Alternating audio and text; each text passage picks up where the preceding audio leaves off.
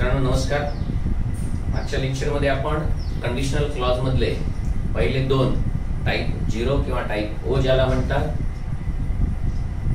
तो ती एक कंडिशन बघितली आणि तशीच टाइप 1 कंडिशन म्हणजे ज्याच्यामध्ये इफ च्या नंतर सिंपल प्रेझेंट असतं आणि नंतर सिंपल फ्युचर असतं अशी कंडिशन बघितली. पण मित्रांनो त्यावेळेला मी तुम्हाला सांगितलं की इफ च्या नंतर सिंपल प्रेझेंटच असला पाहिजे असं काही नाही, प्रेझेंट असला पाहिजे. मग तो प्रेझेंट कॅन आणि मेच्या स्वरूपात असेल, नाहीतर हॅव टू च्या स्वरूपात असेल किंवा अजून कोणत्याही स्वरूपात असेल. तसंच फ्युचर मध्ये सुद्धा सिंपल फ्युचरच असला पाहिजे असं काही नाही. त्याऐवजी कॅन पण चालू शकतं, त्याच्याऐवजी मे पण चालू शकतं, त्याच्याऐवजी विल हॅव टू पण चालू शकतं, नुसतं हॅव टू पण चालू शकतं, इम्परेटिव्ह सेंटेन्सेस म्हणजे आज्ञार्थी वाक्य पण चालू शकतं. तर असे आपण विविध पर्याय आणि त्याची उदाहरणं आपण यापूर्वीच्या लेक्चरमध्ये बघितली, बरोबर आहे. आता मित्रांनो आपल्याला बघायचे दुसऱ्या दोन कंडिशन्स की ज्या कंडिशन्स वरती सगळ्यात जास्त एमपीएससी मध्ये प्रश्न येतात. त्या कंडिशन अर्थात खूपच सोप्या आहेत, कारण का आजपर्यंत त्याच्यामध्ये मार्क्स गेले असं कधीही झालेलं नाही. इतक्या ते कंडिशन सोप्या आहेत, कारण का या सगळ्यांना माहिती आहेत आणि तुम्हालाही माहिती आहेत अर्थातच. तर आता त्या कंडिशन्स काय आहेत त्या आपण बघूया. या कंडिशन्स बघत असताना तुम्हाला फक्त एवढंच समजलं पाहिजे की ह्याच्यामध्ये महत्वाचं काय आहे आणि ते म्हणजे काय ते बघा. जसं इफ ची आता ही जी कंडिशन आहे त्याला म्हणतात टाइप 2 कंडिशन. ही टाइप 2 कंडिशन आहे, त्याच्यामध्ये काय आहे तर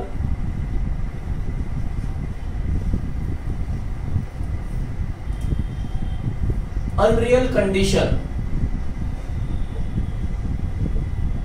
किंवा इमॅजिनरी कंडिशन अशी कंडिशन आहे. आणि ह्याच्यावरूनच बोध होतो अनरियल म्हणजे जे वास्तवात कधीही अस्तित्वात नाही अशी कंडिशन आहे, आणि इमॅजिनरी म्हणजे अर्थातच काल्पनिक कंडिशन. तर अशा दोन कंडिशन आहेत आणि या दोन कंडिशन मध्ये इथे मात्र काय वापरायचं हे फिक्स आहे. जसं इथे इफ नंतर सिंपल पास्ट असतो आणि ह्याच्या नंतरच्या पुढच्या क्लॉज मध्ये आता नवीन रूल प्रमाणे, ऍक्च्युली रूल नवीन नाहीये, फक्त परीक्षेमध्ये आता जे यायला लागले त्याच्यासाठी इथे शुड पण चालतं, वुड पण चालतं, कुड पण चालतं आणि माईट पण चालतं. हे फक्त लक्षात ठेवायचं. याच्यामधलं शुड जे आहे ते फक्त आय साठी आणि वी साठीच चालणार आहे, बाकी हे तर कोणत्याही पर्सन साठी चालू शकतं, हे लक्षात ठेवायचं. आणि ह्याच्या नंतरची दुसरी जी टाइप 3 कंडिशन जी आहे ज्याला म्हणतात इम्पॉसिबल कंडिशन. परत आपण पॉसिबिलिटी आणि प्रोबॅबिलिटी हे दोन शब्द जवळजवळ समानार्थ आहेत हे बघितलेले आहेत. त्यामुळे इम्पॉसिबलच्या ऐवजी इम्प्रॉबेबल असं सुद्धा असेल तरी सुद्धा कंडिशन ती हीच झाली, एवढं लक्षात ठेवा. कारण का इम्पॉसिबिलिटी किंवा इम्प्रॉबॅबिलिटी असा कुठलाही शब्द परीक्षेमध्ये येऊ शकतो. त्यामुळे हे दोन्ही कंडिशन लक्षात ठेवायच्या. ह्याच्यामध्ये काय असतं तर इकडे फिक्स आहे, इफ नंतर परफेक्ट पास्टच असला पाहिजे आणि ह्याच्यानंतर इकडे आता या सगळ्यांच्या पुढे फक्त हॅव लागणार आहे. जसं शुड हॅव, तसंच वुड हॅव आणि तसंच कुड हॅव आणि माईट हॅव.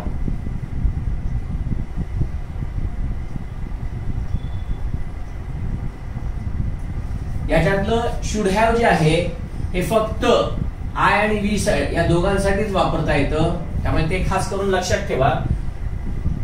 तर ह्या अशा दोन कंडिशन आहेत. आता या दोन कंडिशन कशा आहेत आणि काय आहेत तेवढं फक्त समजून घ्या. मित्रांनो एवढं लक्षात ठेवा की ज्या अर्थी इथे म्हटलेलं आहे अनरियल कंडिशन किंवा इमॅजिनरी कंडिशन, या इमॅजिनरी कंडिशन किंवा अनरियल कंडिशन याचा अर्थ तसा आहे काल्पनिक किंवा वास्तवात नसलेलं. याच्यामधला सगळ्यात महत्वाचा रूल अगोदर लक्षात ठेवा, जो ऑलरेडी सगळ्यांना माहिती आहे, परीक्षेत वारंवार येत असतो, आणि तो काय तो बघा. त्याला म्हणतात आपलं टाइप 2 कंडिशनचं चाललंय. त्यामुळे मी इकडचं आता हे बाकीचं खालचं हे काढून टाकतो. आता बघा ही जी कंडिशन आहे ज्याला काय म्हणतात अनरियल किंवा इमॅजिनरी कंडिशन. तर त्या इमॅजिनरी कंडिशन मध्ये सगळ्यात महत्वाचा रूल सिंपल पास्टच्या बाबतीत काय आहे तो लक्षात घ्या. या सिंपल पास्ट मध्ये ज्या वेळेला बी हे मुख्य क्रियापदाप्रमाणे काम करत असतं त्यावेळेला कोणताही कर्ता असला म्हणजे तो एकवचनी असू दे किंवा अनेकवचनी असू दे, कोणताही कर्ता, मग तो फर्स्ट पर्सन असू दे, सेकंड पर्सन असू दे, नाहीतर थर्ड पर्सन असू दे, तो सिंग्युलर असू दे नाहीतर प्लुरल असू दे, यांच्यासाठी फक्त याचा उपयोग केला जातो. फक्त बी हे मुख्य क्रियापद असताना हे लक्षात ठेवा. याच्या व्यतिरिक्त ज्या वेळेला इतर सिंपल पेस्ट, याच्या व्यतिरिक्त ज्या वेळेला नुसता सिंपल पास्ट वापरायचा असतो, ज्या वेळेला इतर कोणतंही क्रियापद हे मुख्य क्रियापद म्हणून येऊ शकतं, त्यावेळेला मित्रांनो फक्त एवढंच लक्षात ठेवा तिथे त्याचं पास्टचं रूप वापरायचंय. याची उदाहरणं आपण बघू म्हणजे तुम्हाला समजेल. तर पहिल्यांदा बी हे मुख्य क्रियापद असलेलं ती वाक्य बघू. इफ आय वर अ किंग. परीक्षेत अनेकदा येऊन गेले. आयच्या नंतर हे मुख्य क्रियापद आहे. इफ आय वर a king you would be my queen. 2-3 परीक्षेमध्ये येऊन गेले, अर्थात आकाराच्या पूर्वीच, पण फेमस वाक्य आहे. म्हणजे आता इथे त्याचा अर्थ काय होतो ते बघा. मी जर राजा असतो, म्हणजे इथे तुम्हाला समजतंय की इमॅजिनरी किंवा अनरियल कंडिशन काही पण म्हणा तुम्ही, पण इकडे इमॅजिनरी पण दिसते बरोबर आणि अनरियल पण दिसते. मी राजा असतो तर म्हणजेच मी राजा नव्हतो पूर्वी असा त्याचा अर्थ आहे. मी राजा नव्हतो. आता मी राजा नव्हतो हे वाक्य खरं म्हणत तर आपण असं करणार, आय वॉज नॉट किंग, बरोबर आहे. पण ह्याच्या ऐवजी इकडे काय केलंय बघा, आय वर किंग केलेलं आहे. म्हणजे मला सांगायचं एवढंच आहे की वॉजचं इकडे वेअर होतं, एवढं फक्त लक्षात ठेवा. म्हणजे मी राजा नव्हतो, असतो तर मी तू माझी राणी झाली असती. म्हणजे ह्याच्यामध्ये काय आहे, जर ही कंडिशन पूर्ण झाली असती तर ह्याच्यावरनं पुढे भविष्यामध्ये हे असं घडलं असतं असं इकडे सांगायचं असतं. कळतंय? अजून वाक्य बघा. If I were his wife, I would किंवा I should, दोन्ही पैकी काही चालेल. आता सांगितलं तुम्हाला बघा, आय आणि वी साठी शुड पण चालतं. त्यामुळे आय वुड किंवा आय शुड शुअरली डिवोर्स हिम. म्हणजेच काय, मी जर त्याची पत्नी असली असते तर मी त्याला घटस्फोट दिला असता. म्हणजे परत कल्पना आहे. If you were in my shoes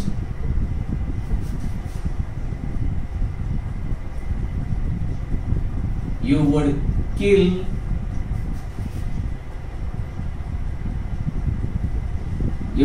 हिम. काय बघा, यूच्या नंतर वेअर आहे आणि इन माय शूज ही एक फ्रेज आहे. म्हणजे मी तुझ्या ठिकाणी असतो तर मी त्याला ठार मारलं असतं. अजून बघा, थोडक्यात सांगायचं काय, सगळ्या ठिकाणी काय येते ते बघा. फर्स्ट पर्सन, सेकंड पर्सन, आता थर्ड पर्सन साठी पण तेच. इफ ही वर अ बर्ड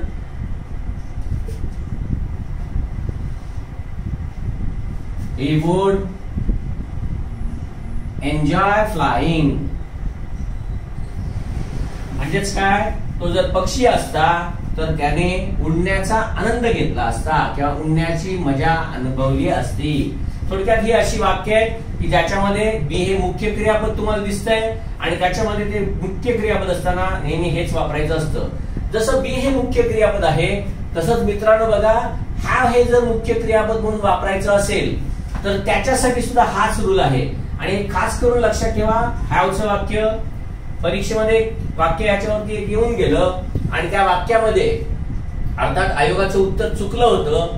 2 प्रश्नपत्रिका अशा आहेत की ज्याच्यामध्ये आयोगाचं उत्तर चुकलं होतं आणि त्याच प्रकारचं दुसरा एक प्रश्न आणि त्याच्यामध्ये याच प्रकारचं एक वाक्य दिलं होतं, त्याच्यामध्ये मात्र तेच वाक्य चुकीचं दिलं होतं आणि त्याच प्रश्नपत्रिकेमध्ये एक वाक्य मात्र बरोबर होतं.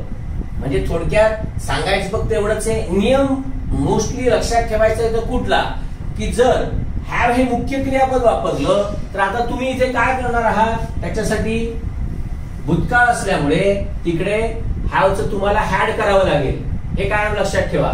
आणि हे हॅड हे मुख्य क्रियापद म्हणून असणारे हे लक्षात राहिलं पाहिजे. म्हणजे जसं बघा, एक उदाहरण देतो म्हणजे तुम्हाला लगेच समजेल. यापूर्वी सुद्धा आपण हॅव हे क्रियापद स्ट्रक्चर ऑफ सेंटेन्स मध्ये आपण शिकलेलो आहोत. बघा, मी ज्या वेळेला असं म्हणतो आय हॅव अ कार, याचा अर्थ काय, माझ्याकडे गाडी आहे. याचा ज्या वेळेला सिंपल पास्ट करायचा असेल त्यावेळी तुम्ही काय करणार बघा, आय हॅड अ कार असं करणार, बरोबर ना. म्हणजे हा सिंपल पास्ट आहे. थोडक्यात एकदा जर हॅड असेल आणि त्याच्यानंतर जर नाऊन असेल तर हा सिंपल पास्ट असतो. आणि मुलं याला फसतात का, कारण का मुलांना असं वाटतं की ज्या अर्थी हॅड आहे त्या अर्थी तो परफेक्ट पास्ट आहे. पण परफेक्ट पास्ट आपण हॅव या क्रियापदाचा कसा असतो तेही बघितलेलं आहे. तो असा असतो बघा, आय हॅड, मग पुढे म्हणायला लागेल धिस कार फॉर 5 years, म्हणजे 5 वर्ष माझ्याकडे ती गाडी आहे. आणि आपण हॅव या मुख्य क्रियापदामध्ये आपण हे शिकलेलो आहोत की ज्या वेळेला टाइम फ्रेज दिलेली असते त्यावेळेला हॅड हे सहाय्यकारी क्रियापद आणि हे हॅड हे मुख्य क्रियापदाचं तिसरं रूप म्हणून येतं. परत सांगण्याचं कारण एवढंच आहे की नुसतं हॅड असेल, एकदाच हॅड असेल आणि त्याच्यानंतर जर नाऊन असेल तर ते सिंपल पास्ट आहे हे तुम्हाला समजलं पाहिजे, बरोबर आहे. आता नियम बघा,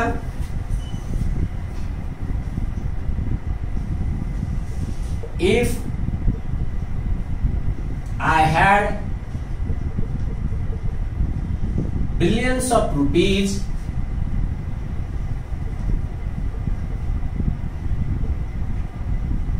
आता हे असं लिहिलंय याचा अर्थ इथे वुड किंवा शुड काही पण असेल हे लक्षात ठेवायचं, कळलं. नाहीतर अनेकांना वाटतं ज्या अर्थी हे लिहिलंय त्या अर्थी हॅडच आहे. तर मित्रांनो असं काहीही नसतं, लक्षात ठेवा. याचा अर्थ हॅड पण असू शकतो, पण पुढे जर क्रियापदाचं तिसरं रूप असेल तरच. इथल्या परिस्थितीप्रमाणे या कंडिशन प्रमाणे आपल्याला फक्त एवढंच समजलं पाहिजे की इकडे हे एकतर आय शुड आहे किंवा आय वुड आहे. कारण की इथे आपण सिंपल पास्ट म्हणतोय बघा, if I had billions of rupees I would buy Rolls Royce. एक गाडीचं नाव आहे, महागडी गाडी आहे, तुम्हाला माहिती आहे. सांगायचं फक्त एवढंच आहे, इथे काय दिलंय बघा, म्हणजे माझ्याकडे जर अब्जावधी रुपये असले असते तर मी रोल्स रॉइस विकत घेतली असती. पुढचं बघा, परीक्षेमध्ये येऊन गेलेलं एक वाक्य आहे, if I had your brain, म्हणजे जर मला तुझ्यासारखी बुद्धी असली असती, कळलं का. म्हणजे माझ्याकडे जर तुझ्यासारखी बुद्धी असली असती म्हणजेच मला तुझ्यासारखी बुद्धी असली असती. अर्थात आय हॅड म्हणतोय, इमॅजिनरी कंडिशन आहे किंवा अनरियल कंडिशन आहे, कारण का मला तुझ्यासारखी बुद्धी असणं शक्य नाही आणि ती मला घेता येणं पण शक्य नाही. तर आपला पेन ड्राईव्ह घेतला, कोणाच्या कानात घेतला आणि त्याची बुद्धी सगळी ती काढून घेतली, कॉपी पेस्ट केली आणि ती परत माझ्या कानात पेन ड्राईव्ह घालून तिकडे परत पेस्ट केली. असं काही करता येऊ शकत नाही. थोडक्यात सांगायचं एवढंच आहे फक्त की मग जर म्हणजे ही काल्पनिक कंडिशन आहे, जर मला तुझ्या एवढी अक्कल किंवा बुद्धी असली असती, परत आय वुड पण येईल किंवा शुड पण येईल. I would become a scientist. नुसतं हॅड एकदाच आलेलं आहे.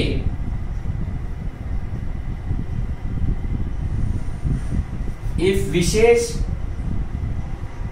had wings, all beggars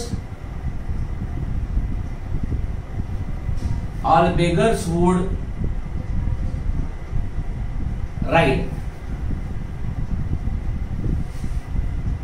एक शेक्सपियरचं प्रसिद्ध वाक्य आहे. सांगायचं एवढंच आहे, जर इच्छेला पंख असले असते तर सगळे भिकारी आहेत हे त्याच्यावर स्वार झाले असते. कशावरती? विशेषवरती. सांगायचं एवढंच आहे, अनरियल किंवा इमॅजिनरी कंडिशन आहे.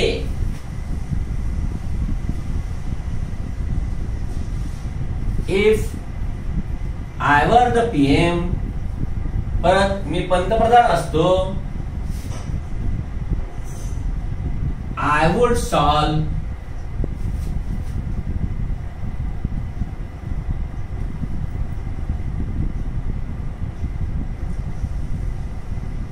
द बॉर्डर इश्यू, किंवा आय वुड सीज POK. थोडक्यात काय, मी जर प्राईम मिनिस्टर असतो तर मी POK ताब्यात घेतला असता. म्हणजे मी पंतप्रधान होणं शक्य नाही आणि POK भारतात येणं शक्य नाही. सगळी इमॅजिनेशन चाललेलं आहे, कळतंय? तर ह्या सगळ्या झाल्या इमॅजिनरी कंडिशन. मग ह्या आता आपण बघितल्या ते फक्त हॅव आणि बी या दोन क्रियापदांच्या आहेत. जशा ह्यांच्या असू शकतात तशाच त्या इतर क्रियापदांच्याही असू शकतात. म्हणजे बघा, if he lied, no one would believe in him henceforth. काय झालंय बघा, म्हणजे जर तो खोटं बोलला तर त्याच्यावर कोणी यापुढे विश्वास ठेवला नसता. ठेवणार नाही, ठेवला नसता. त्यामुळे इथे वुडचा अर्थ कसा झालेला आहे. अजून बघा, if Virat played for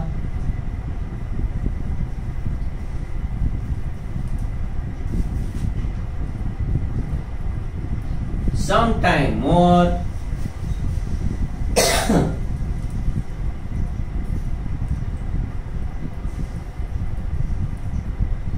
India could win this match. सांगायचं काय, विराट जर अजून थोडा वेळ खेळला असता, सम टाइम मोर, अजून थोडा वेळ खेळला असता तर भारत ही मॅच जिंकू शकला असता. कधी म्हणतोय माहितीये का, मी हारल्यानंतर म्हणतोय. म्हणजे भारत हारल्यानंतर मी म्हणतोय अरे विराट एवढा चांगला खेळतो, अजून थोडा खेळायला पाहिजे होता तो. म्हणजे जर तो खेळला असता तर भारत जिंकला असता. म्हणजे थोडक्यात परत इमॅजिनरी किंवा अनरियल कंडिशन आहे की जे आता घडणं शक्य नाही, जे कधीच घडणं शक्य नाही, अशी जी क्रिया आहेत त्या सगळ्या याच्यामध्ये दिसत असतात. आता ह्याच्या बरोबर त्याचा दुसरा एक रूल लक्षात ठेवायचा की जो ह्याच्यामध्ये चालू होतो. आणि तो रूल काय, तो बघा, इंग्लिश मध्ये इफचा क्लॉज, या इफच्या क्लॉज मध्ये जर तुम्हाला वेअर, हॅड आणि शुड असं जर दिसलं, फक्त एवढेच, वेअर, हॅड आणि शुड, तर होतं काय, तर इफ गाळलं जातं. आणि ते ज्या वेळेला गाळलं जातं त्यावेळी होतं काय की हे जे सहाय्यकारी क्रियापद आहेत ती सुरुवातीला घेतली जातात. म्हणजे याच्यामधलं हॅड उचलायचं आणि ते इफ गाळून फक्त इकडे टाकायचं. म्हणजे हेच वाक्य कसं होईल बघा, had I billions of rupees. पुढच्या वाक्यामध्ये काही फरक पडत नाही. इकडे पण तसंच, हे फक्त इकडे घ्यायचं, म्हणजे हॅड काढायचं आणि इकडे घेतलं म्हणजे काय होणार आहे बघा, हॅड आय युअर ब्रेन. बाकी पुढचं वाक्य सगळं तसंच राहणार आहे. इथे पण तसंच होणार आहे. हॅड विशेष वेंग्ज कॉमा, बाकी पुढचं वाक्य ते तसंच राहणार आहे. तर असं या बाबतीत केलं जातं. म्हणजेच सांगायचं एवढंच आहे की ज्या वेळेला इफच्या क्लॉज नंतर तुम्हाला हॅड दिसेल, कळतंय, ते हॅड हे इफच्या ठिकाणावरती ठेवून इफ गाळलं जातं. हेच हाच नियम इथे पण आहे. म्हणजे बघा, if I were the PM, याच्याऐवजी फक्त काय करायचं, वर आय द पीएम. बाकी पुढचं वाक्य सगळं तसंच. आय वुड सीज पीओके, म्हणजे मी पीओके ताब्यात घेतला असता. तसंच इकडे बघा, कळतंय, यांच्या ठिकाणी मात्र असं केलं जात नाही. पण जर केलं तर परत ते होणार कसं, लाय असल्यामुळे ते सहाय्यकारी क्रियापद डीड येईल. परंतु आता हे फक्त एवढ्या 3च हेल्पिंग वर्ब साठी वापरलं जातं. इफ ही वर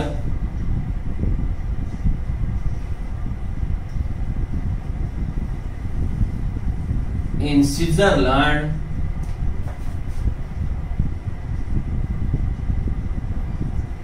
he would collect hoard of money. hoard of म्हणजेच लॉट ऑफ.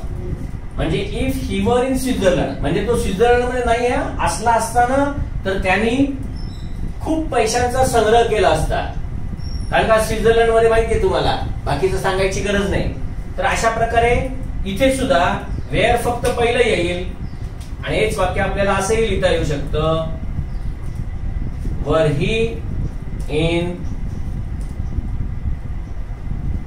स्वित्झर्लंड. बाकी पुढचं वाक्य सगळं तसंच राहणार आहे. तर हा जो इफ क्लॉजचा म्हणजे इफ ओमिट करण्याचा नियम आहे, हाही परीक्षेमध्ये कधी कधी असतो. त्यामुळे याच्यासाठी फक्त लक्षात एवढंच ठेवायचं आहे, वर, हॅड आणि शुड असं ज्या वेळेला इफच्या क्लॉज मध्ये असतं त्यावेळेला ते ओमिट केलं जातं. ओमिट म्हणजे वगळणे, काढून टाकणे. ते वगळलं जातं त्यावेळेला काय होतं की सहाय्यकारी क्रियापद वाक्याच्या सुरुवातीला येतं. कळतंय? अर्थात इफ हे काय आहे, अर्थात इफ हे काय आहे बघा, कंजंक्शन आहे. आणि कंजंक्शन असल्यामुळे इफचा क्लॉज आहे हा सब ऑर्डिनेट क्लॉज असतो. आणि ह्याच्या पुढचा जो क्लॉज आहे तो मात्र मेन क्लॉज असतो. हे पण लक्षात ठेवा. या क्लॉजला ऍडव्हर्ब क्लॉज ऑफ कंडिशन म्हणतात. हेही आपण या पूर्वीच्या लेक्चर मध्ये बघितलेलं आहे. त्यामुळे सगळे इफ क्लॉज हे ऍडव्हर्ब क्लॉज आहेत, एवढं लक्षात ठेवा. तर अशा प्रकारे बी आणि हॅव असलेली क्रियापद आणि त्यांची वाक्य आपण बघितली. सिंपल पास्टची पण काही वाक्य बघितली. मित्रांनो, परीक्षेमध्ये याच्यावरती जे प्रश्न येतात त्या प्रश्नामध्ये, आणि ते इतकी सोपी असतात आणि ते सगळ्यांना येतात. कारण का, तर वेअरचा नियम, आणि तो वेअरचा नियम आता सगळ्यांना माहित झालेला आहे. म्हणजे एका परीक्षेमध्ये फक्त एवढंच येऊन गेलं बघा.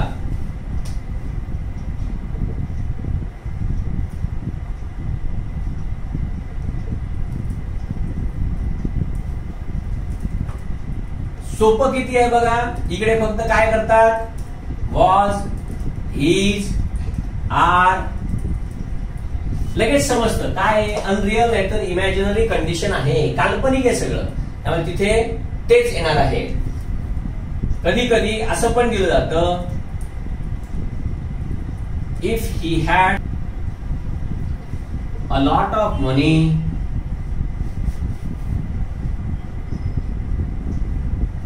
he would have traveled by air. Correct आणि इनकरेक्ट सेंटेन्स मध्ये मुद्दामून तुम्हाला अशा प्रकारची वाक्य दिली जातात. आणि या हॅड नंतर इकडे वुड हॅव दिलं जातं, हे लक्षात ठेवा. तर तुम्हाला आता सांगितल्याप्रमाणे हॅडच्या नंतर म्हणजे हा सिंपल पास्ट आहे हा समजला पाहिजे. आणि हा सिंपल पास्ट असेल तर इकडे कधीही वुड हॅव येणार नाही. तर इथे आलं पाहिजे एवढंच, he would travel by air असंच आलं पाहिजे. कारण का इकडे काय आहे, सिंपल पास्ट आहे. त्यामुळे खास करून लक्षात ठेवा. If I had the taxi I should have reached there on time. परत करेक्ट आणि इनकरेक्ट सेंटेन्स असे मुद्दामून वाक्य देतात. तुम्हाला समजलं एवढंच पाहिजे की इफच्या नंतर जर सिंपल पास्ट असेल तर इकडे would have, should have, could have, might have हे न लागता इकडे फक्त वुड, कुड, शुड आणि माईट एवढंच फक्त लागतं. हे फक्त खास करून लक्षात ठेवा. तर परीक्षेमध्ये याच्यावरती फक्त या अशा प्रकारची वाक्य येतात. त्यातनं हे आहे, हे खूप फेमस आहे की जे बऱ्याचदा परीक्षेमध्ये येत असतं आणि सहजपणे आपल्याला 1 मार्क याच्यामध्ये मिळतो. तर ही अशा प्रकारची अनरियल किंवा इमॅजिनरी कंडिशन वरती वाक्य येत असतात. पुढची जी कंडिशन आहे ती आता बघू. याला म्हणतात टाइप 3. या टाइप 3 कंडिशनला इम्पॉसिबल किंवा इम्प्रॉबेबल कंडिशन असं म्हणतात. मित्रांनो, हे शब्द तुमच्या लक्षात राहिलेच पाहिजेत, कारण का परीक्षेमध्ये काही वेळेला काय करतात, प्रश्नामध्ये दिलेलं असतं, खाली 4 वाक्य दिलेली असतात इफची, आणि तुम्हाला सांगितलं जातं find out a sentence with improbable condition किंवा इम्पॉसिबल कंडिशन किंवा नुसतीच प्रॉबेबल कंडिशन किंवा नुसतंच अनरियल कंडिशन. म्हणजे त्या कंडिशन ह्या कशासाठी वापरल्या जातात याबद्दल सुद्धा कधी कधी दिलं जातं. त्यामुळे हे तुम्हाला खास करून माहिती असलं पाहिजे. दुसरं मी सांगितलं त्याप्रमाणे टाइप 0 किंवा टाइप O ज्याला म्हणतात, टाइप O, टाइप 1, टाइप 2 आणि टाइप 3 ह्याच्यावरती अजून म्हणजे पर्टिक्युलरली हे टाइप परीक्षेमध्ये कधी विचारले गेले नाहीये. किंवा find out a sentence with type 3 असं अजूनपर्यंत दिलेलं नाहीये. पण हे तुम्हाला माहित असलं पाहिजे. लक्षात ठेवा, कारण का प्रश्न विचारण्याची स्टाईल आहे ना ती आता बदली होत चाललेली आहे. आणि सांगण्याचं सगळ्यात महत्वाचं कारण फक्त एवढंच आहे की असे टाईप कुठे दिलेले नाहीयेत. कळतंय? त्यामुळे हे टाईप पण लक्षात ठेवा आणि ते कशासाठी वापरले जातात ते लक्षात ठेवा. ते झाल्यानंतर मग हे तर माहित असतंच तुम्हाला, कारण का हे रूल्स आहे ते फिक्स आहे. याच्यामध्ये काय होतं, या प्रत्येक हेल्पिंग वर्बच्या नंतर त्याला हॅव जोडलेलं असतं. म्हणजे should have, would have, could have किंवा माइट हॅव. याच्यामधलं जे शुड हॅव आहे ते आताच्याच रूल सारखं हे फक्त आय आणि वी या दोघांसाठीच वापरलं जात असतं. या कंडिशनला इम्पॉसिबल कंडिशन म्हणतात. याचं कारण फक्त एवढंच आहे की ही कंडिशन कदाचित भविष्यात पुढे पॉसिबल होऊ शकते, किंवा आपण जर नीट लक्ष दिलं असतं तर ती कंडिशन पॉसिबल होऊ शकली असती, म्हणजे ते शक्य झालं असतं. अनरियल कंडिशन जे आहेत म्हणजे मी पंतप्रधान होणं हे कधीच शक्य नाहीये. तुम्ही एकाच फटक्यात IAS होणं कधीच शक्य नाही, असं होऊ शकत नाही. कारण का ते शक्य होऊ शकतं जर आपण त्याची तयारी 4-5 वर्ष अगोदरपासून करत असू. आपली जर तयारी तेवढी असेल तर, म्हणून त्याला इम्पॉसिबल कंडिशन म्हणतात. पण UPSCच्या परीक्षेला गेला, अभ्यास काही नाही आणि बसला, आणि प्री पण निघाली, मेन्सला पण गेला, मेन्सला पण बसला आणि क्लिअर झाला, ही मात्र अनरियल कंडिशन आहे, इमॅजिनरी कंडिशन आहे. या दोन मधला फरक तुम्हाला समजला पाहिजे की एखादं वाक्य इमॅजिनरी कंडिशनचं आहे का इम्पॉसिबल कंडिशनचं आहे. म्हणजे बघा, थोडक्यात एक वाक्य तुम्हाला दाखवतो म्हणजे तुम्हाला लगेच समजेल. If he met me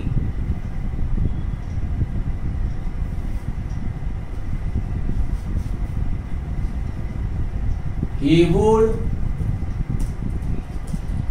demand money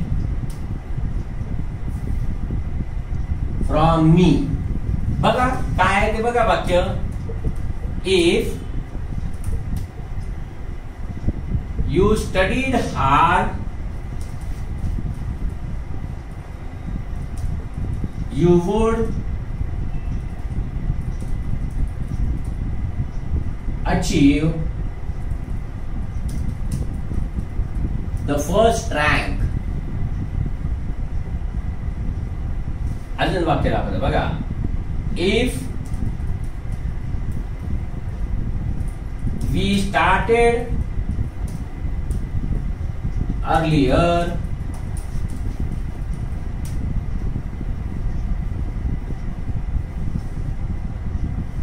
we should be in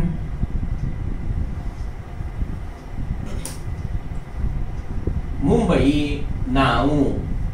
बघा या सगळ्या कंडिशन आहेत. याच्यामध्ये तुम्हाला इकडे दिसताना काय दिसतंय बघा, सिंपल पास्ट दिसतंय. मग आता ही जी सिंपल पास्टची कंडिशन आहे ती आत्ताच्या या प्रेझेंट सिच्युएशनला ही कंडिशन तुम्ही असं म्हणू शकता की ही इमॅजिनरी आहे. कळतंय?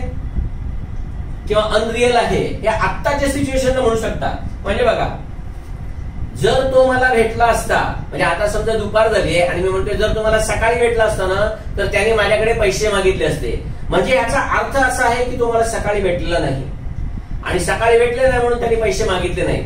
म्हणजे मला सांगायचं एवढंच आहे की आता मी दुपारी बोलतोय त्यावेळेला हे सगळं इमॅजिनेशन आहे की अरे तो मला सकाळी भेटला असता ना तर त्याने माझ्याकडे पैसे मागितले असते. आत्ताच्यासाठी हे इमॅजिनरी आहे, पण असं हे कदाचित उद्या शक्य होऊ शकतं. म्हणजे पॉसिबल होणार आहे. म्हणून या कंडिशनला जर तुम्ही या कंडिशन मध्ये कन्वर्ट केलं तर त्याला इम्पॉसिबल कंडिशन असं म्हणतात. म्हणून इव्हन परीक्षेमध्ये सुद्धा 2011च्या पूर्वी हीच कंडिशन जी आहे ही कंडिशन इम्पॉसिबल कंडिशन बनवण्यासाठी वाक्य यायची. म्हणजे हे सरळ सरळ असं द्यायचे, सिंपल पास्टचं आणि वुडचं शूडचं किंवा कुडचं वाक्य दिलं जायचं आणि नंतर खाली हे कशा प्रकारे तुम्हाला कन्वर्ट करता येईल हे दिलं जायचं.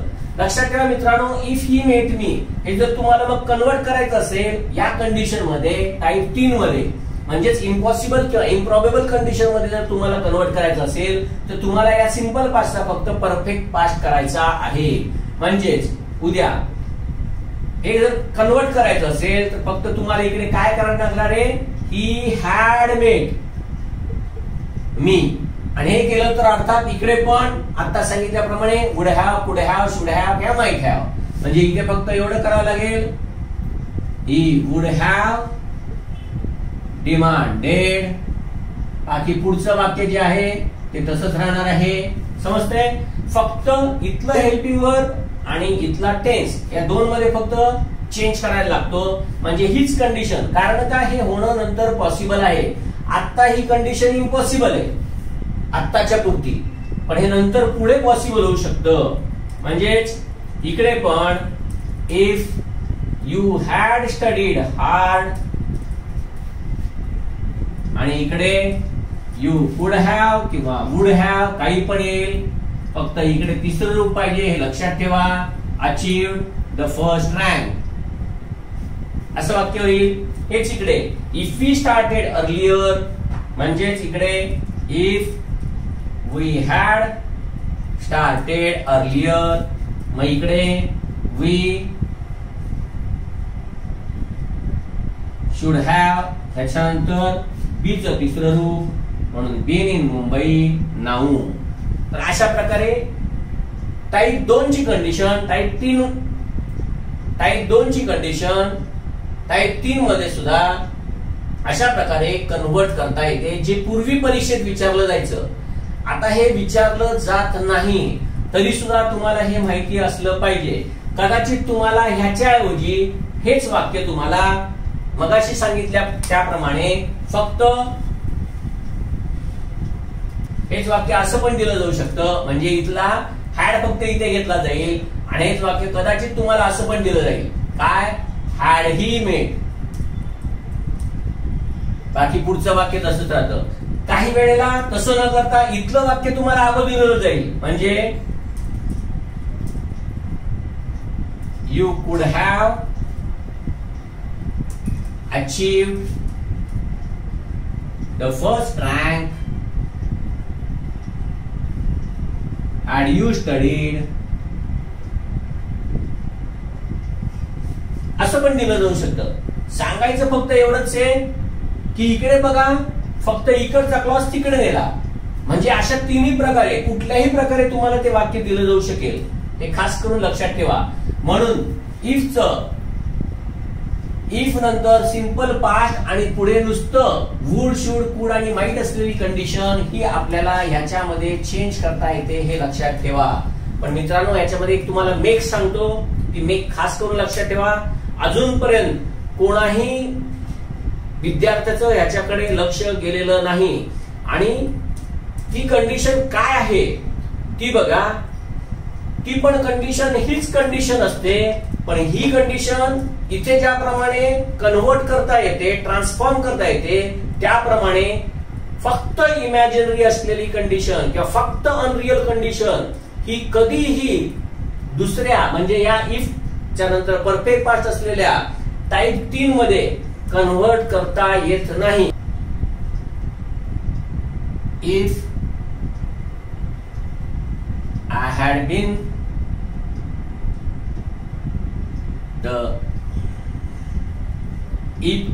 been at home,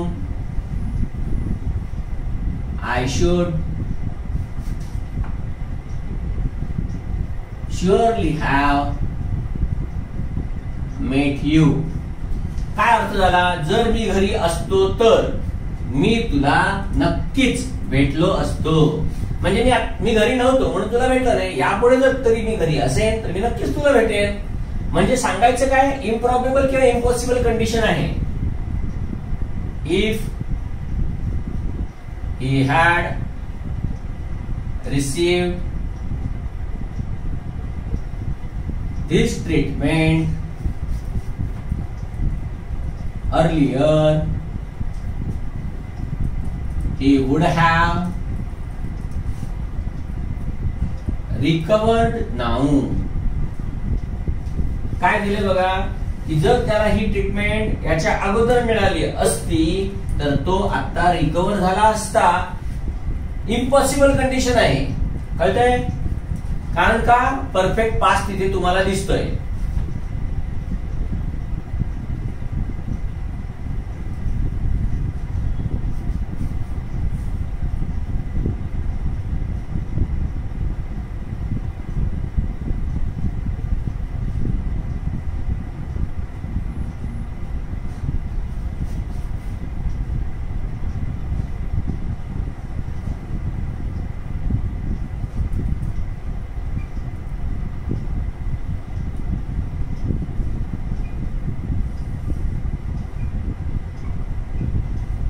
काय म्हटले बघा, if they had played 4 spinners, जर त्यांनी 4 स्पिनर खेळवले असते तर त्यांनी आपल्या टीमला पराभूत केलं असतं.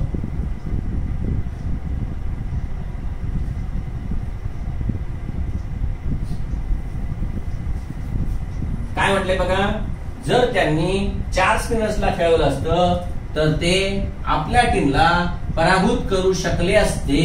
कळते? कुड आणि माइटची पॉसिबिलिटी एकच असते, हे आपण मॉडेल्स हेल्पिंग वर्क मध्ये बघितलेलं आहे. त्यामुळे तिकडे कुड हॅव, माइट हॅव काही पण असू शकतं. तर हे आहे परफेक्ट पास्ट आणि पुढे वुड हॅव, कुड हॅव आणि माइट हॅव असलेली वाक्य. बरोबर आहे? परत ह्याचं जर समजा तुम्हाला सांगितलं की transform the given sentence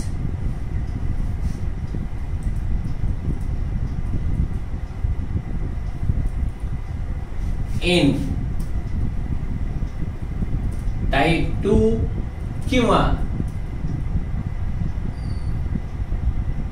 imaginary condition किंवा अनरियल कंडिशन असं जर इथे तुम्हाला दिलं तर तुम्हाला ह्याचं आता कुठल्या कंडिशन मध्ये करायचंय, याच्या पूर्वीच्या म्हणजे इफच्या नंतर सिंपल पास्ट आणि नुसतं शुड, वुड, कुड, माइट.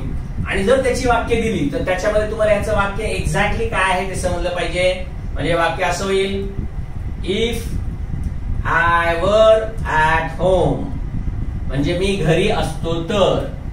आता तुम्ही म्हणाल सर मगाशी सांगितलं अशा कुठल्याही कंडिशन ट्रान्सफॉर्म होत नाहीत, मग हे कसं काय आलं? तर मित्रांनो हे पॉसिबल आहे ना. मी त्यावेळेला घरी नव्हतो, ज्यावेळी तुम्हाला भेटायला आला, नाहीतर मी तुला भेटलो असतो, पण नंतर कधीतरी असणार आहे ना. म्हणजे त्या वेळेपुरती तरी सुद्धा ही इमॅजिनरी कंडिशन आहे. म्हणून इकडे असं पण म्हणता येऊ शकतं, इफ आय वर ऍट होम म्हणजे मी नेहमी घरीच असतो, फक्त त्यावेळेला नव्हतो. कळतंय? इफ आय वर ऍट होम इकडे पण असं म्हणता येईल, आय शुड श्युअरली मीट यू.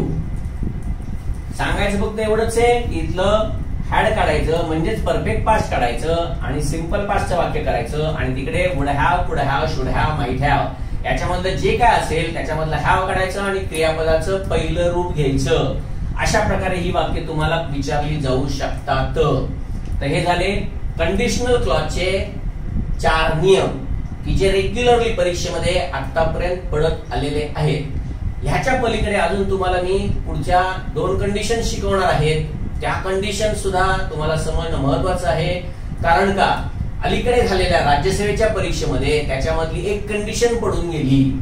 आतापर्यंत ह्या जेवढ्या आपण कंडिशन बघितल्या त्या कंडिशन मध्ये आता तुम्हाला समजलं असेल की काय काय आहे. जसं टाईप 0 कंडिशन म्हणजे टाईप ओ कंडिशन मध्ये तुम्ही बघितलं काय, तर इफच्या नंतर सिंपल प्रेझेंट असतो आणि मेन क्लॉज मध्ये म्हणजे त्याच्यानंतर सुद्धा सिंपल प्रेझेंट असतो आणि त्यावेळेला त्याच्यामध्ये युनिव्हर्सल ट्रूथ, जनरल ट्रूथ किंवा ऑटोमॅटिक रिझल्ट्स किंवा सायंटिफिक रूल्स हे सगळे मांडले जात असतात. कंडिशन 2 जी आहे जी आपण बघितली, ज्याला प्रॉबेबल कंडिशन किंवा पॉसिबल कंडिशन कळतंय असं म्हणतात, ही पॉसिबल किंवा प्रॉबेबल कंडिशन आहे. याच्यामध्ये आपण बघितलं इफच्या नंतर प्रेझेंट असतं आणि त्याच्यानंतर फ्युचर असतं. मग त्या प्रेझेंट मध्ये काहीही असू शकेल, कॅन पण असू शकेल, मे पण असू शकेल आणि फ्युचर मध्ये फ्युचर दर्शवणारं वाक्य असलं पाहिजे. तिथे फ्युचर टेन्सच असला पाहिजे असा काहीही नियम नाही. मग फ्युचर दर्शवणारं तिकडे कॅन पण असू शकतं, मे पण असू शकतं, शुड पण असू शकतं, मस्ट पण असू शकतं, इम्परेटिव्ह आज्ञार्थी वाक्य सुद्धा असू शकतं आणि प्रेझेंट मध्ये प्रेझेंटच्या ऐवजी आता सांगितल्याप्रमाणे कॅन पण असू शकतं. त्याचप्रमाणे तिथे कंटिन्युअस प्रेझेंट, परफेक्ट प्रेझेंट तेही असू शकतात. ही झाली प्रॉबेबल किंवा पॉसिबल कंडिशन. दुसरी जी तिसरी कंडिशन आता आपण बघितली ती कंडिशन कुठली आहे बघा, तर त्याला इमॅजिनरी कंडिशन किंवा अनरियल कंडिशन असं म्हणतात. यालाच हायपोथेटिकल असं पण म्हणतात, यालाच हायपोथेटिकल असंही म्हणता येऊ शकतं. हायपोथेटिकल म्हणजे काय, तर नुसतं एक हायपोथिकेशन म्हणजे एक फक्त कल्पना आहे. थोडक्यात इमॅजिनरी कंडिशनला ते दुसरं नाव दिलेलं आहे हायपोथेटिकल कंडिशन. म्हणजे इथे फक्त एक कल्पना असते आणि त्या कल्पना अवास्तव कल्पना आहे ती त्याच्यामध्ये दाखवली जात असते. कारण का हायपोथेटिकल कंडिशन वरती एक वाक्य परीक्षेमध्ये येऊन गेलंय. हायपोथिकेशन एवढं म्हणजे काय, हायपोथेसिस म्हणजे काय, म्हणजेच कल्पना. हे एकदा तुम्हाला समजलं तर तुम्हाला समजेल की ती सगळी कंडिशन आहे ती सगळी टाईप 2 ची आहे. म्हणजेच इफच्या नंतर सिंपल पास्ट आणि त्याच्यानंतर शुड, वुड, कुड किंवा माइट. या कंडिशन मधला सगळ्यात महत्वाचा नियम आपण काय बघितलाय तो बघा, की ज्या वेळेला एखादा कर्ता हा सिंग्युलर एकवचनी असला तरी सुद्धा तिथे नेहमी वेअर वापरलं जातं.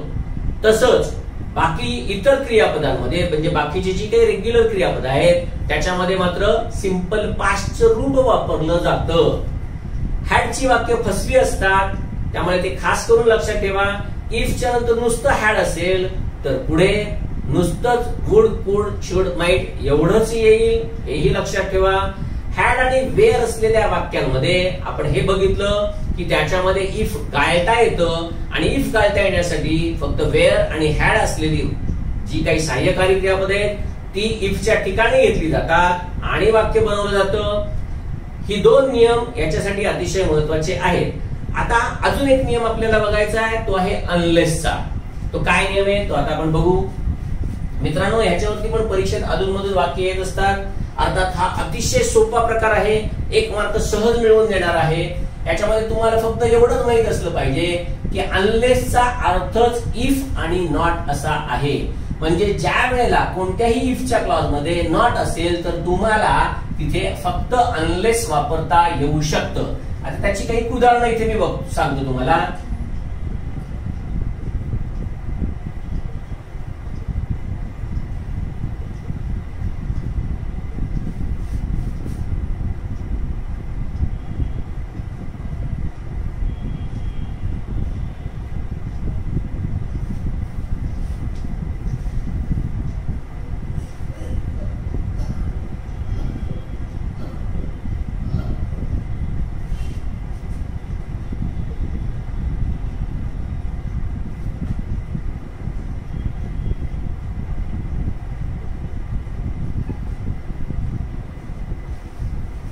प्रॉबेबल कंडिशन आहे, मुद्दामून फक्त इकडे मी विलच्या ठिकाणी शॅल वापरलंय. याचं कारण फक्त एवढंच आहे की असं केल्याने थ्रेट दिसत असते. कळतंय? आपण हे शॅल आणि विल या मॉडेल मध्ये आपण ऑलरेडी शिकलेलो आहोत.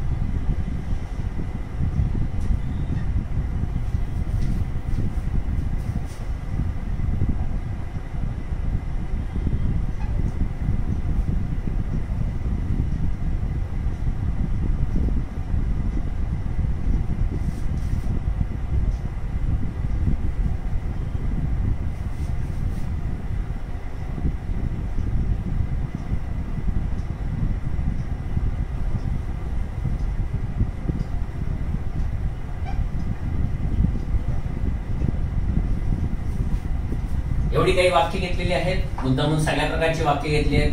सिंपल प्रेझेंट, सिंपल फ्युचर असलेली, सिंपल पास्ट, त्याच्यानंतर वुड, कुड, शुड, त्याच्यानंतर perfect past, would not have वगैरे काही पण असेल तिकडे.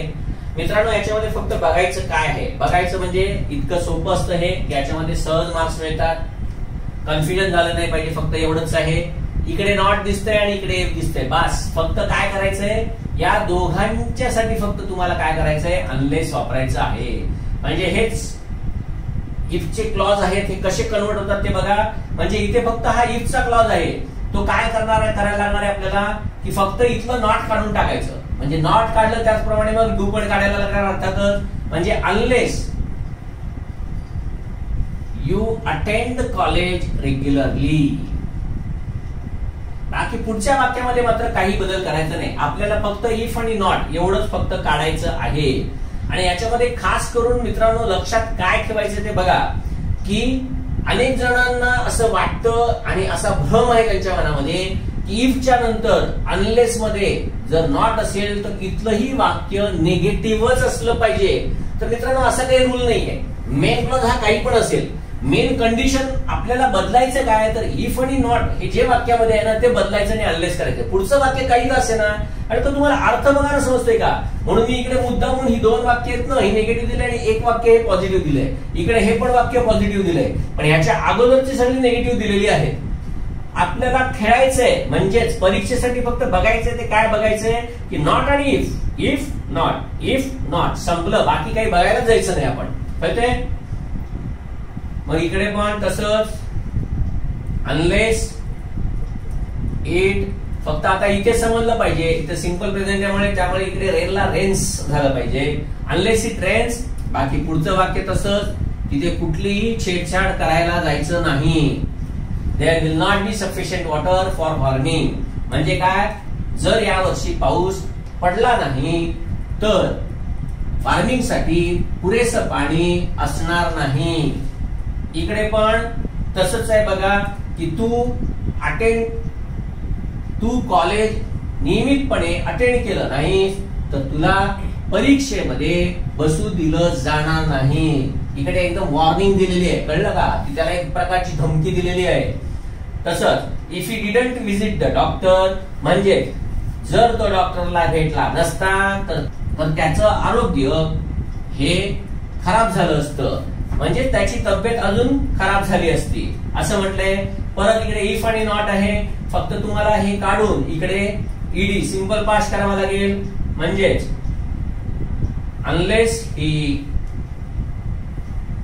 विजिटेड द डॉक्टर, बाकी पुढच्या वाक्याला काही करायचं नाही, कळतंय. तसंच इकडे दे हॅड नॉट आहे, त्याच्याऐवजी इकडे इफ आणि नॉट आहे, याच्याऐवजी इकडे अनलेस दे ट्राईड हार्ड. बाकी पुढचं वाक्य तसंच, इकडे if you are not sick, unless you are sick. बाकी पुढचं वाक्य तसंच. तर हे तर हे आहेत अनलेसचे रूल्स. अनलेस मध्ये काय करायचं असतं, तर फक्त इफ नॉट असलेली वाक्य आहेत तीच फक्त कन्वर्ट करायची, तोच क्लॉज फक्त कन्वर्ट करायचा. बाकी याच्यामध्ये दुसरं काही नाहीये. पुढचा रूल बघू.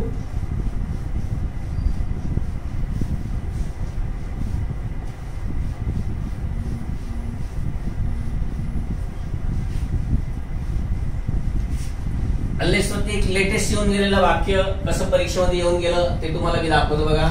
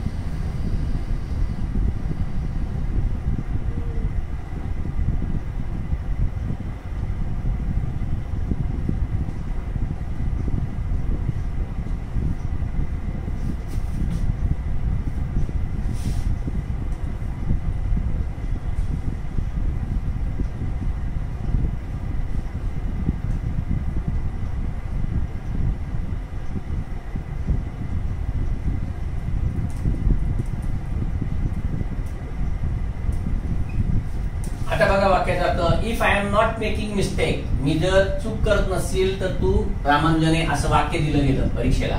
आणि सांगितलं या वाक्यामधलं हे वाक्य खाली कुठे बरोबर दिसतंय, म्हणजे अनलेसनी कन्वर्ट करा असं थोडक्यात सांगायचंय. फक्त काय बघायचं आपल्याला, इफ आणि नॉट याच्याऐवजी अनलेस कुठे एवढंच फक्त बघायचं. आणि ते सगळं बघितल्यानंतर बघा कुठे दिसतंय का वाक्य, तर ते फक्त इथे दिसतंय बघा, unless I am making mistake. बरोबर आहे, काढलेलं आहे. इफ नॉटच्या ऐवजी अनलेस घेतलं, इथे नॉट काढलं. तर अशा प्रकारे परीक्षेमध्ये याच्यावरचं आता लेटेस्ट येऊन गेलेलं वाक्य आहे. म्हणजे मी चूक करत नसेल तर तू रामानुजन आहेस, म्हणजे मला आठवते त्याप्रमाणे तू रामानुजन आहे असं म्हणायच्या ऐवजी इफनी फक्त वाक्य ते दिलं गेलं, बस एवढंच. म्हणजे एखाद्याला आपण ज्या वेळेला अनेक दिवसांनी बघतो, ओळखतो, त्यावेळेला आपण हे अशा प्रकारचं वाक्य म्हणत असतो की जर मी चूक करत नसेल तर तू रामानुजन आहेस. तेच इथे दिसतंय, unless I am making mistake you are Ramanujan. तर अशा प्रकारचं हे वाक्य लेटेस्ट परीक्षेला येऊन गेलं. बाकी इफच्या वाक्यांमध्ये मार्क्स सहज मिळतात. अनलेस वरती सगळ्यात जास्त मार्क्स विचारले जातात. पूर्वी टाइप 2 चं टाइप 3 मध्ये कन्वर्ट करणं, म्हणजे इफ सिंपल पास्ट, वुड, कुड, should, might he condition, if perfect past आणि would have, could have, should have, might have यांच्यामध्ये कन्वर्ट करण्यासाठी 2011च्या पूर्वी खूप पडायचे त्याच्यावरती प्रश्न. आता मात्र हे प्रश्न पडणं कमी झालेलं आहे. आता हे अशा प्रकारचे, किंवा तुम्हाला प्रॉबेबल कंडिशन ओळखा, हायपोथेटिकल कंडिशन ओळखा, अशा प्रकारचे अनरियल कंडिशन ओळखा, अशा प्रकारचे फक्त प्रश्न पडायला लागलेले आहेत. म्हणजे प्रश्न पडतातच आहे. प्रत्येक प्रश्नपत्रिकेमध्ये इफ क्लॉज वरती एखादा मार्क हा हमखास असतोच. म्हणजे आतापर्यंत आपण जे जे काही शिकलोय ना, त्या प्रत्येक ह्याच्यामध्ये तुम्हाला एक एक मार्क मिळवण्याची संधी आहे. आणि ते पक्क करून ठेवायचं. जसं मी सांगितलं, स्ट्रक्चर ऑफ सेंटेन्स कधी 1 मार्काला, कधी 2 मार्काला सुद्धा प्रश्न पडलेले आहेत. एवढं स्ट्रक्चर ऑफ सेंटेन्स महत्वाचं आहे. स्ट्रक्चर ऑफ सेंटेन्स पक्क झालंच पाहिजे. एरर्स ऑफ वर्ड्स, लाय आणि ले या 2 वर्ड्स वरती अनेकदा प्रश्न पडलेले आहेत. म्हणजे कमीत कमी गेल्या 4-5 वर्षामध्ये 3दा प्रश्न पडून गेलेले आहेत. हे झाल्यानंतर आपण ट्रान्झिटिव्ह, इंट्रान्झिटिव्ह जे शिकलो त्याच्यावरती 1 मार्काचा प्रश्न पडतोय. प्रत्येक चॅप्टरला म्हणजे प्रत्येक घटकाला एखाद्याच मार्कावरचा प्रश्न विचारला जातोय, हे लक्षात ठेवा. ते झाल्यानंतर ऍक्टिव्ह पॅसिव्ह आपण शिकलो, त्याच्यावरती 1च मार्क. कितीही शिका तुम्ही ऍक्टिव्ह पॅसिव्ह, पण मिळणार 1च मार्क. कारण का 1 मार्कासाठी विचारलं जातंय. त्यामुळे परत ऍक्टिव्ह आणि पॅसिव्ह मध्ये सुद्धा आता प्रश्न विचारण्याची धाटणी बदललेली आहे. त्यामुळे मित्रांनो हेही लक्षात ठेवा, नुसतं ऍक्टिव्हचं पॅसिव्ह आणि पॅसिव्हचं ऍक्टिव्ह करण्यापेक्षा की आता आपल्याला वाक्य एखादा ऍक्टिव्ह असेल तर त्याचा अर्थ समजतोय का, वाक्य दिलेलं जर पॅसिव्ह असेल तर त्याचा अर्थ समजतोय का, हे पण लक्षात ठेवा. ते जसं ऍक्टिव्ह पॅसिव्ह झालं त्याच्यानंतर आपण टेन्सेस बघितलेले, त्याच्यावरती पण 1 मार्काचा प्रश्न पडतो. मॉडेल्स जेवढे म्हणून बघितले 1च मार्काचा प्रश्न पडणार आहे. अभ्यास तर तेवढा सगळाच करायचा आहे. आणि हे झाल्यानंतर परत आता आपण जे कंडिशनल सेंटेन्स शिकतोय याच्यावरती पण 1च मार्क आहे. पण सोपा आहे हा मार्क मिळवण्यासाठी. हा, यावेळेला आता शेवटच्या झालेल्या राज्यसभेच्या परीक्षेमध्ये थोडासा हटके नियम पडला, पण तरी सुद्धा नियम मित्रांनो विसरू नका. थोडासा कॉमन सेन्स जर तुम्ही ठेवला तर ह्याच्यामध्ये मार्क्स सहज मिळू शकतात. अजिबात अवघड नाही. ओके.